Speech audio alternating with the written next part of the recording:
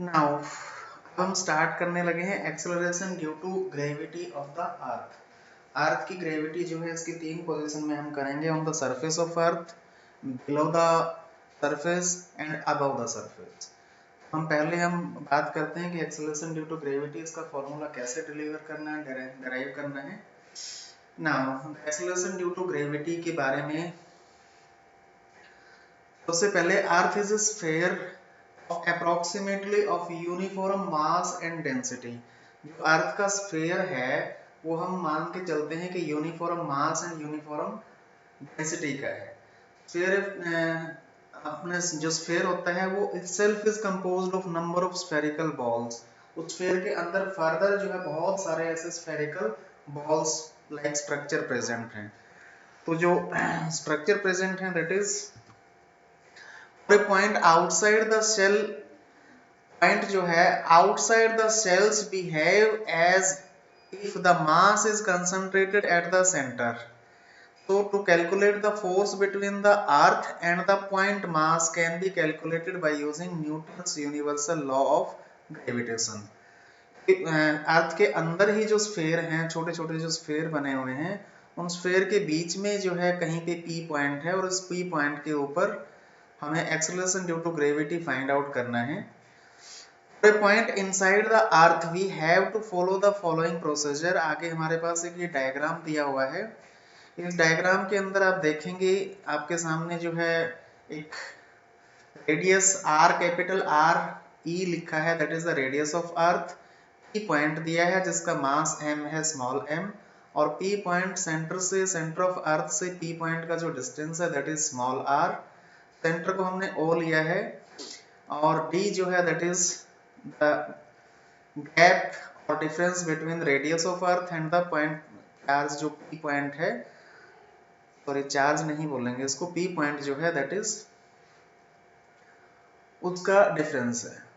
Now consider a point mass m kept at P inside the earth at a distance, okay ये हो गया।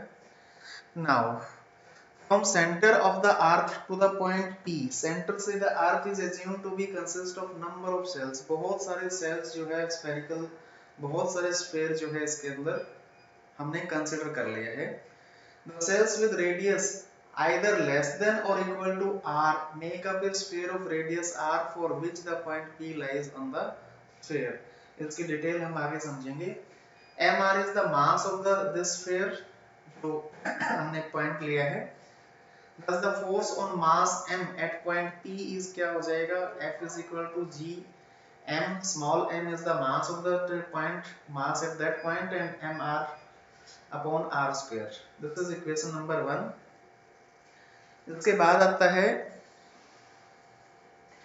mr, mass per unit volume of earth, mass per unit volume of earth into mass into volume of the sphere of radius r, that is called mr।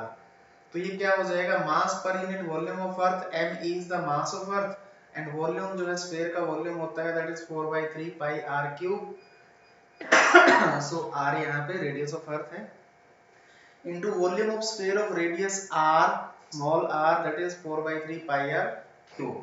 तो ये इससे cut जाएगा और इसको solve करने पे हमारे पास क्या आ जाएगा, mr is equal to me into small r cube divided by capital R cube, यानी कि substituting the value of 2 in 1, second equation को जो है, जो फर्स्ट इक्वेशन हमने पहले की थी उसके अंदर जब हमने सब्स्टिट्यूट कर दिया तो इससे क्या हो जाएगा, FR is equal to GME, ये इक्वेशन बन जाएगी और इसको सॉल्व करने पे हमारे पास ये आ जाएगा, सेकंड इक्वेशन हमारे पास बन गई है। ओके, नाउ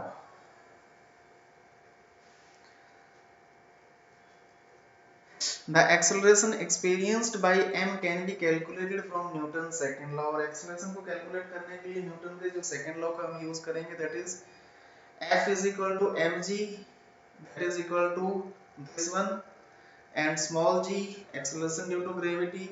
तो इसको सॉल्व करने पे आ जाएगा gme upon r cube into r, gravitational instant, this is the gravitational intensity inside the earth। Now इसके बाद if if mass is situated on the surface of the earth, अगर surface के ऊपर है तो r की वैल्यू क्या हो जाएगी, small r is equal to capital R that is radius of earth. तो acceleration due to gravity on the surface of earth क्या हो जाएगी, VME अपॉन r स्क्वायर। तो हमें g कांस्टेंट की वैल्यू पता है, मास ऑफ अर्थ पता है, रेडियस ऑफ अर्थ पता है, तो यहाँ से g की वैल्यू जो है निकल गई। और ये that was Cavendish calculated b value capital G value by using the above formula। इस फॉर्मूला को यूज करके इन्होंने कैपिटल G की वैल्यू निकाली गई थी। Now acceleration due to gravity below and above the surface of earth, ये हम नेक्स्ट अभी हम करते हैं इसको।